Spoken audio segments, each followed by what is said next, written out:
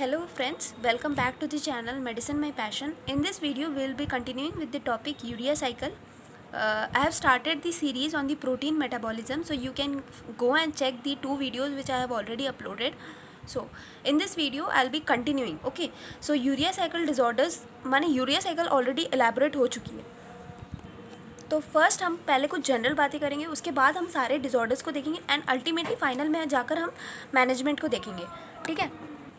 So all disorders के बारे में एक जनरल बात है, that is all are autosomal recessive except one which is type 2 hyperammonaemia. So type 1 hyperammonaemia, इसमें क्या होता है कि इसमें कार्बोमाइल फॉस्फेट सिंथेटेज जो फर्स्ट एंजाइम होता है ना हमारी यूरिया साइकिल का, वो या तो डेफिशिएंट होता है या तो एब्सेंट ही होता है. माने उसके लेवल या तो कम डिक्रीज होते हैं या एब्सेंट होता है वो एंजाइम ही पूरा. तो इसके कारण क्या होता है ना, हमने जो यूरिया साइकिल में पढ़ा था कि ये रहा अमोनिया प्लस कार्बन डाइऑक्साइड, ये कार्बोमाइल फॉस्फेट सिंथेटेज की प्रेजेंस में हमें कार्बोमाइल फॉस्फेट यील्ड करता है. तो ये तो बन नहीं रहा. इसका मतलब क्या, यहाँ का जो लेवल है अमोनिया का वो इंक्रीज़ हो रहा है, तो फ्री अमोनिया हमारी बॉडी में क्या हो रहा है, इंक्रीज़. तो इसके कारण क्या होगा ना, अमोनिया के हमें फ्री जब वो अमोनिया रहता है तो सभी को पता है कि उसके टॉक्सिक इफेक्ट्स हमें देखने मिलते हैं. तो इसीलिए यहाँ पर लिखा हुआ है कि free ammonia is highly toxic. और इसी के कारण इस कंडीशन में सबसे ज़्यादा सीरियस मैनिफेस्टेशंस हमें देखने मिलते हैं. सो यहाँ पर कुछ लिखा है, that is brain is highly sensitive to this free ammonia levels and so we can see in the patient convergence and coma.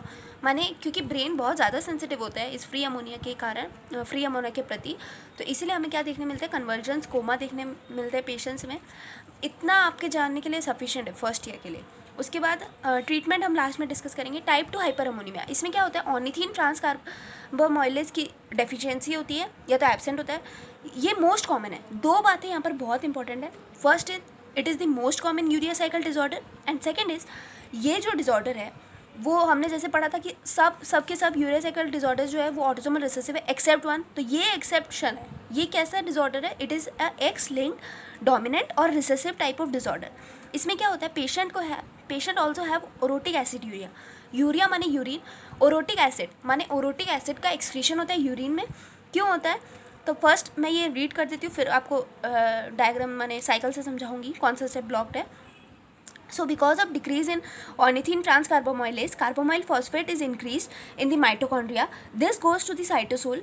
Carbamyl phosphate goes to the cytosol. Hence, carbamyl phosphate then goes for the pyrimidine synthesis, which is occurring in the cytosol, bypassing the regulating step, that is the rate limiting step of the pyrimidine biosynthesis. And so there is increased orotic acid synthesis.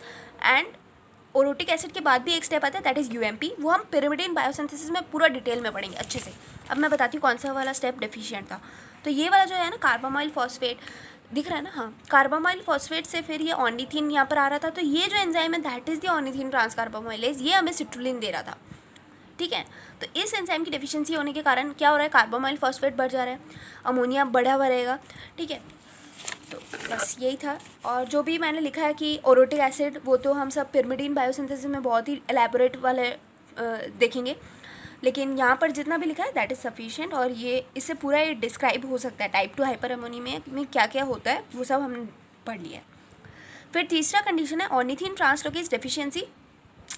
इसमें क्या होता है ना कि इसमें ornithine translocase की जो ornithine जो ट्रांसपोर्टर है, जो ट्रांसपोर्ट करता है साइटोसोल से माइटोकॉन्ड्रिया में ऑर्निथिन को, ताकि कार्बोमाइल फॉस्फेट उसके साथ जुड़कर सिट्रुलिन बना सके, वो ट्रांसपोर्टर जो है ना वो काम नहीं करता है.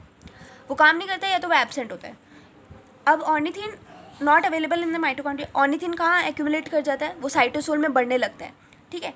और इसी के कारण हमें यहाँ पर तीन चीज़ें देखने मिलती है. इट इज़ अ सिंड्रोम, और ये बहुत इंपॉर्टेंट है, that is HHH syndrome, that is hyperammonaemia, homocitrullinaemia and hyperornithinaemia. तो ये जो हमने ट्रांसपोर्टर पढ़ा था ना यहाँ पर, तो ये ऑर्निथिन हमारा बन रहा था यहाँ पर. ऑर्निथिन यहाँ साइटोसोल से होता हुआ फिर ये माइटोकॉन्ड्रिया में जा रहा था यहाँ तक. तो ये ट्रांसपोर्टर डिफेक्टिव है, तो नहीं हो पा रहा है ऐसा. इसलिए हमें क्या देखने मिलता है, हाइपर ऑर्निथिनीमिया, हाइपर अमोनीमिया. तो ऑब्वियस सी बात है, ऑर्निथिन क्यों, क्योंकि ऑर्निथिन साइटोसोल में एक्यूमुलेट कर रहा है. और होमोसिट्रुलिनीमिया क्यों, क्योंकि जो बढ़ा हुआ कार्बोमाइल फॉस्फेट है, कार्बोमाइल फॉस्फेट के लेवल्स भी तो इंक्रीज़ हो रहे हैं ना, तो वो किसके साथ कंबाइन कर जाते हैं, वो carbamoyl phosphate lysine residues of the proteins, और हमें क्या देते हैं, होमोसिट्रुलिन. तो यही हो गया. उसके बाद ये तीन जो है ना डेफिशिएंट एंजाइम्स के बारे में, डिसऑर्डर्स के बारे में, ये बहुत ही ईजी है. अगर आपको यूरिया साइकिल के एंजाइम्स अच्छे से पता होंगे ना तो ये आप इजीली कर पाओगे. तो फर्स्ट इज आर्जिनोसक्सिनेट सिंथेटेज। इसमें क्या होता है, ये डेफिशिएंट होता है ये एंजाइम, तो हमें क्या देखने मिलता है, हाइपर अमोनीमिया, सिट्रुलिनीमिया, सिट्रुलिन यूरिया माने यूरिन में भी और ब्लड में भी। और CSF में क्या होता है, सिट्रुलिन के लेवल्स बढ़े हुए रहते हैं, बस इतना सिंपल है ये बहुत एकदम। आर्जिनोसक्सिनेट लाइस की डेफिशिएंसी में क्या होता है, आर्जिनोसक्सिनेट का लेवल बढ़ा हुआ रहता है। अब हमें पता है क्योंकि ये एसिड है तो इसके कारण क्या होगा, मेटाबॉलिक एसिडोसिस। अब मेटाबॉलिक एसिडोसिस तो हो रहा है, ठीक है। आर्जिनोसक्सिनेट का जो लेवल्स है वो कहाँ पर हमें इंक्रीज हुआ हुआ मिलता है, CSF और फिर से यूरिन। तो ये CSF यूरिन, ठीक है, कॉमन है दोनों में ही।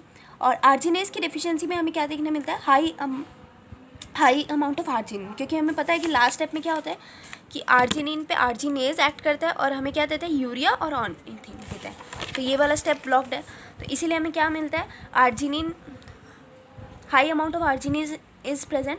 एंड ये जो डिसऑर्डर है ना